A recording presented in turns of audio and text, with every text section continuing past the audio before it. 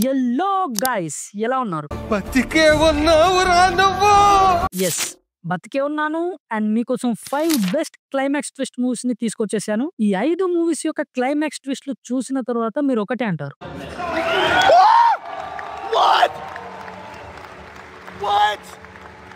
Mind మింగింగ్ climax ట్విస్ట్లు ఉంటాయి. So ఈ 5 మూవీస్ అయితే అస్సలు మిస్ అవ్వకండి. సో వెల్కమ్ టు సినిమాట్లుంది యూట్యూబ్ ఛానల్ కి స్వాగతం, సుస్వాగతం.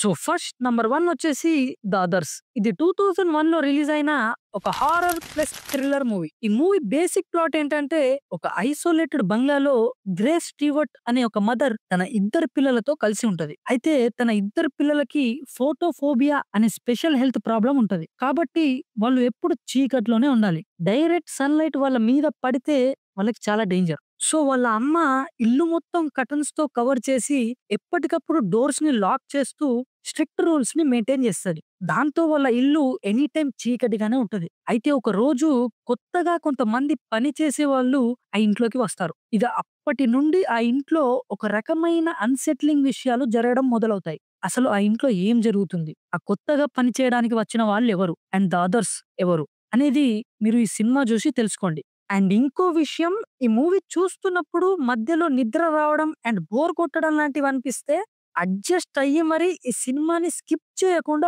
పూర్తిగా చూడండి. ఎందుకంటే క్లైమాక్స్ ట్విస్ట్ కి మీ మైండ్ బెండ్ అయిపోతుంది అంతే. సో ఈ మూవీ ఐఎండిబి రేటింగ్ వచ్చేసి 7.6/10 అండ్ ఈ మూవీ ప్రైమ్ వీడియోలో అవైలబుల్ గా ఉంది, అస్సలు మిస్ అవ్వకండి. సో నెక్స్ట్ నంబర్ 2 వచ్చేసి షటర్ ఐలాండ్. ఇది 2010 లో రిలీజ్ అయిన ఒక psychological thriller movie directed by the legendary director Martin Scorsese. ఈ మూవీ ప్లాట్ ఏంటంటే, ఒక ఐలాండ్ లో ఒక పెద్ద మెంటల్ హాస్పిటల్ ఉంటది. ఆ హాస్పిటల్లో రాచల్ సాలాండో అనే ఒక ఆమె మిస్ అవుతది. సో ఆమె మిస్సింగ్ కేస్ ని ఇన్వెస్టిగేట్ చేయడానికి టెడ్డీ డేనియల్స్ అనే మన హీరో అండ్ తన అసిస్టెంట్ ఆ ఐలాండ్ లో ఉన్న మెంటల్ హాస్పిటల్లోకి వెళ్తారు.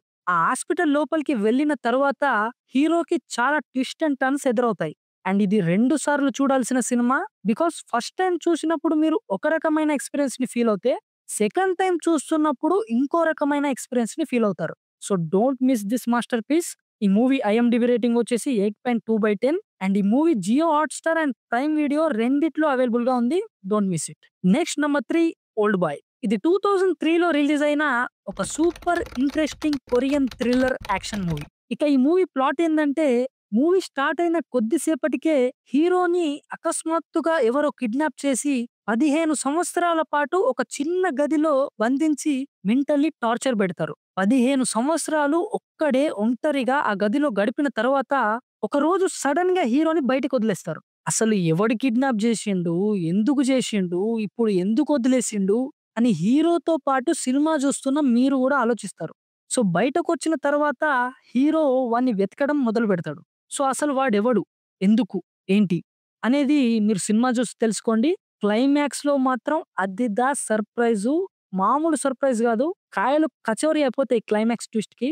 So don't miss it. ఈ మూవీ ఐఎండిబి రేటింగ్ వచ్చేసి 8.3/10 అండ్ ఈ movie Jio Hotstar and Prime వీడియోలో అవైలబుల్ గా ఉంది. అండ్ జియో హాట్‌స్టార్ లో ప్రస్తుతానికైతే ఈ మూవీ ఫ్రీగా అండ్ తెలుగు డబ్ లో కూడా అవైలబుల్ గా ఉంది. అర్జెంట్ గా వెళ్ళి చూసేయండి. Next number 4 memento.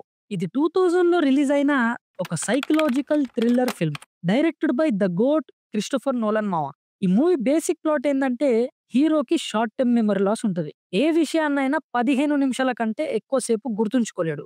హీరోయిన్ చనిపోకన్నా ముందు విషయాలన్నీ తనకు గుర్తుంటాయి. కానీ హీరోయిన్ చనిపోయిన తర్వాతి సంఘటనలేవి కూడా అతనికి 15 నిమిషాల కంటే ఎక్కువసేపు గుర్తుండవు.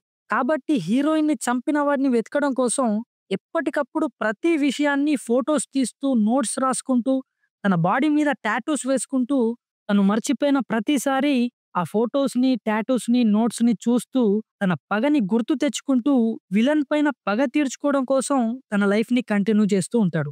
ఎక్కడో కొడుతుంది సీనా. యెస్, 'గజినీ' సినిమాని ఈ సినిమా చూసే ఇన్‌స్పైర్ అయ్యి తీశారు మురుగదాస్ గారు. అది పక్కన పెడితే 'గజినీ' స్క్రీన్ ప్లే వేరు, 'మెమెంటో' స్క్రీన్ ప్లే వేరు. ఇందులో రివర్స్ నడుస్తూ ఉంటది మొత్తం. సింపుల్ గా చెప్పాలి అంటే సినిమా 2 టైమ్ లైన్స్ లో నడుస్తూ ఉంటది. ఒకటి బ్లాక్ అండ్ వైట్ సీన్స్. ఈ బ్లాక్ అండ్ వైట్ సీన్స్ అన్ని కూడా క్రోనలాజికల్ గా నడుస్తూ ఉంటాయి. అండ్ రెండోది కలర్ సీన్స్. ఇవి రివర్స్ ఆర్డర్ లో ఉంటాయి. అంటే లాస్ట్ సీన్ ని ఫస్ట్ లో చూపెట్టి ఫస్ట్ సీన్ ని లాస్ట్ లో చూపిస్తారు. సో ఈ స్క్రీన్ ప్లే మంచి కిక్ ఇస్తది. అస్సలు మిస్ అవ్వకండి.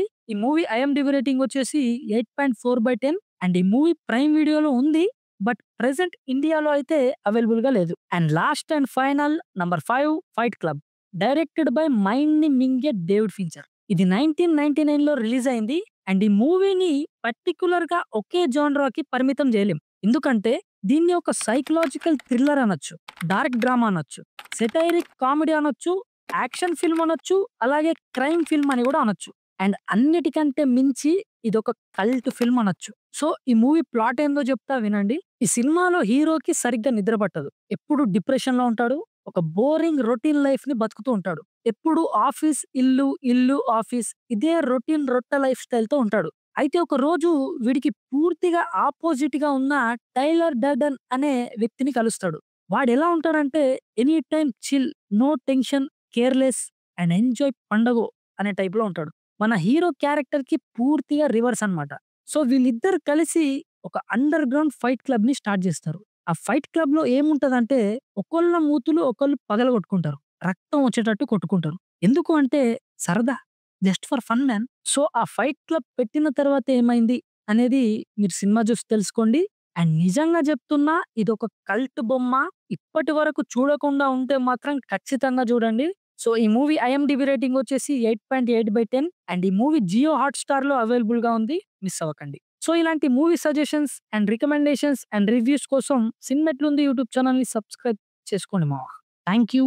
శుభరాత్రి.